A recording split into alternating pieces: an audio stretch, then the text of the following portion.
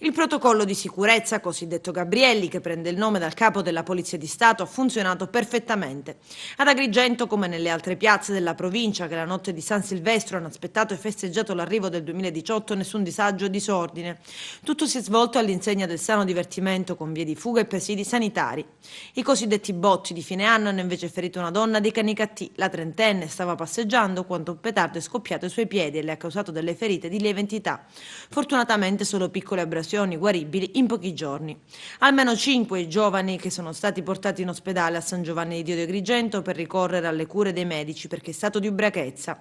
Sempre all'ospedale di Contrada Consolida anche un quarantenne cinese ferito alla testa, ma anche un agrigentino ferito al sopracciglio a seguito, pare, di una lite avvenuta in via Atenea per futili motivi. L'uomo avrebbe detto di non conoscere l'identità della persona con cui si è scontrato.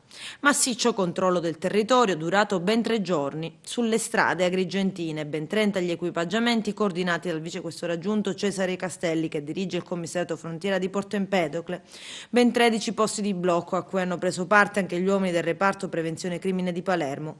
Identificate e controllate 283 persone, 181 veicoli, elevate 28 contravvenzioni, sequestrate 3 automobili, 9 i controlli amministrativi in esercizi pubblici e ad uno di questi locali è stata elevata una multa da 400 euro.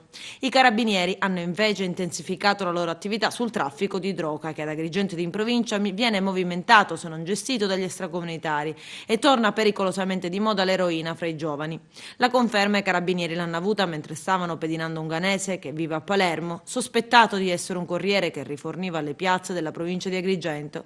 I servizi di osservazione in borghese fatti dai militari dell'Arma hanno confermato l'esistenza di movimenti sospetti, in particolare di alcuni giovani che ad Agrigento entravano in contatto con il ghanese. Poco prima che l'eroina fosse smerciata in città per i festeggiamenti di fine anno, una decina di carabinieri hanno bloccato il ghanese mentre la stava portando da Palermo.